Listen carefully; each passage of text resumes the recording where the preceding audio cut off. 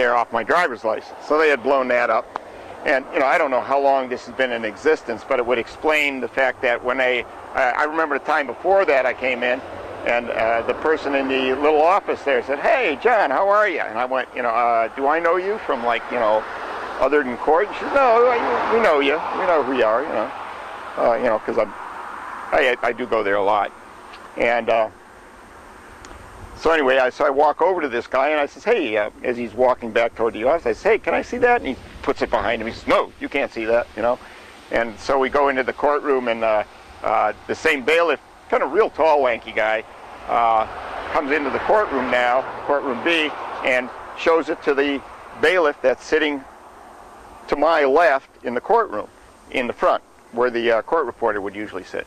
And he shows it to him, and they both look up at me, and, you know, I smile back, and so anyways, the officer is in the courtroom. He's sitting on the other side. Both me and Steve recognize the guy sitting there. He's in civilian clothes in the courtroom, in the front, where the court reporter would usually sit. And he shows it to him, and they both look up at me, and, you know, I smile back, and so anyways, the officer is in the courtroom. He's sitting on the other side. Both me and Steve recognize the guy sitting there. He's in civilian clothes. And this is a judge that I haven't been up before. Young lady, very nice. Judge calls my name, and she says, "Mr. Brailer, the officer has not been able to appear, so we're dismissing the case against you for no registration, no insurance." And I turn around, and the officer's gone. The officer's all of a sudden not there, and it'll become obvious why that is. No question about it. What probably happened, and another reason we have to have cameras in the courtroom, I'm sure that what happened is some bailiff came over, tapped this guy on the shoulder, and said, "Hey, come on out here. We don't want you to appear today. Go home." And the reason is they don't want to render the decision which she was supposed to make. So anyway, I says, "Excuse me." I says, "The officer is not required. For one thing, I will stipulate that I was driving without insurance and I was driving without registration. I'll stipulate that. We don't even need him as a witness." And then besides that, there's another matter of which she has to render a decision on, a decision she's already made. There's not going to be any arguments or anything. She just has to render this decision. And the judge, who didn't know me, says, "Well, what is that about?" And I said, "Well, she is going to render a decision based on the documentary evidence I have presented her previously as to whether or not, based on the organized criminal racketeering activity you are engaged in against the general public." And about that time, she realized who she was talking to, because no doubt everybody in that courtroom has probably seen my tape. Matter of fact, there was a previous hearing, way previous, where I had a bailiff actually stop me and go, "And you better not talk to the judge the way you did that other judge." And I says, "What are you talking about?" And he goes, "We've seen the tapes." He says, "We've all seen the tapes." I says, "Who all seen the tapes?" And he goes, "I better not say anything." I went, yeah, you better not say anything." So anyway, this time, she jumps out of her chair. I didn't even complete my sentence. Judge jumps out of her chair to my right, runs around her chair, scurries really quickly around her chair and goes out the back door, okay, into the chambers area. A couple minutes later, 3-4 minutes later, comes back in. "No, Mr. Braley, we are going to dismiss your case." And I says, "Excuse me, you can't dismiss the case," and she just basically motions to the bailiffs to kick me out of the courtroom. So we leave the courtroom, we go outside. So I come back in, we sit down, we wait for her to finish her cases. I stand up, she jumps out of her chair, runs around her chair, runs out the back room again, out the back door again. I mean, we're not talking, even I'm late for a date. Well, about like that, like I'm late for a date and really rushing the hell out of there. So anyways, we walk up to the front of the courtroom, and the 3 bailiffs. And by the way, whenever I come to court, there's always 3 bailiffs. Any other time you'd have 1 bailiff in the courtroom. So we go up to the front, and I says, "Excuse me," and the bailiffs are going, "You can't talk to the judge. You can't talk to the judge." And I says, "You tell the judge that she cannot make the decision to dismiss that case. That the presiding department has already informed me, and I can show you this in writing, that the only judge that can make any decision whatsoever in a case once it has been assigned to a judge is the judge who makes the ruling.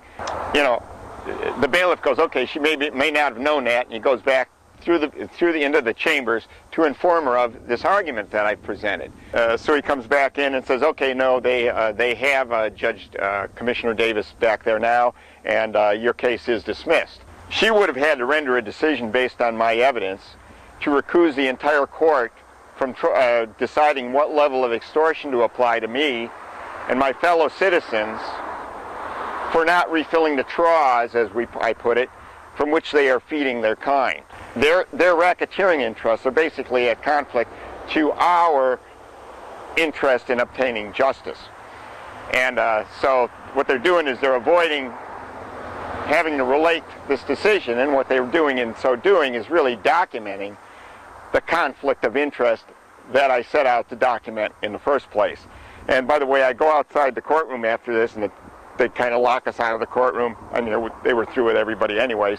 And so the bailiff's out there. I want to get a copy of that poster they have of me. And he goes, what are you talking about? I said, don't give me that. I says, I saw the bailiff come in and show you the poster, and you both looked at me. I've already seen the poster out in the hallway, so, you know, I know what it is. And he goes, oh, okay, yeah, I know what you're talking about.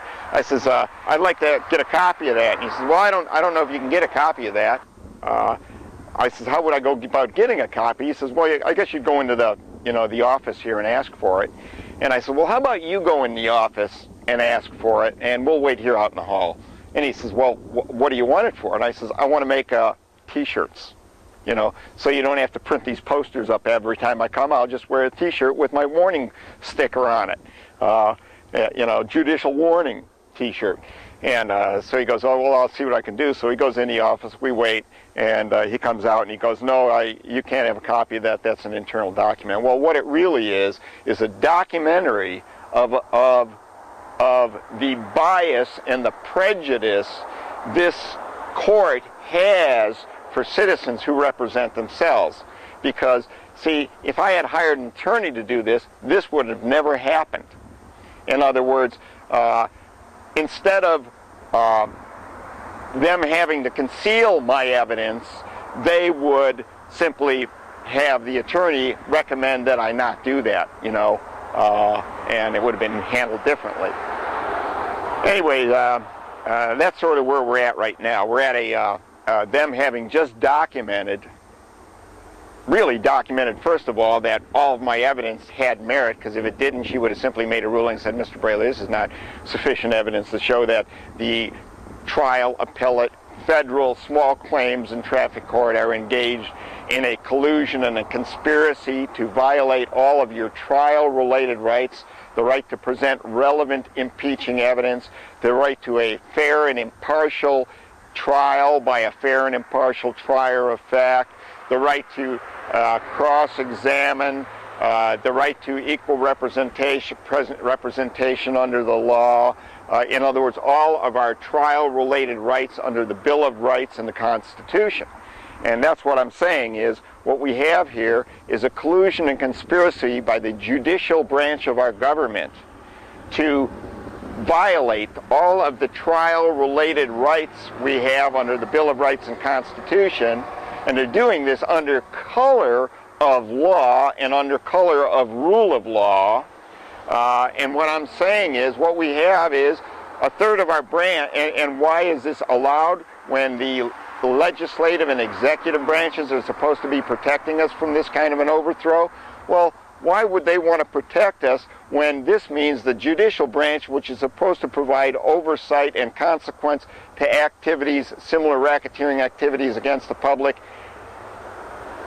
should they be seen by this branch to do so, why would they want to stop this branch from doing so when this then there effectively blocks them from doing their primary duty, which is providing oversight to the criminal activity being conducted against us by the legislative and executive branches, who are composed of nothing but attorneys? Okay? That's the problem. They've all been through law school. They've all been taught these racketeering processes. They're all members of the brotherhood, and they're all engaged in feeding themselves upon us.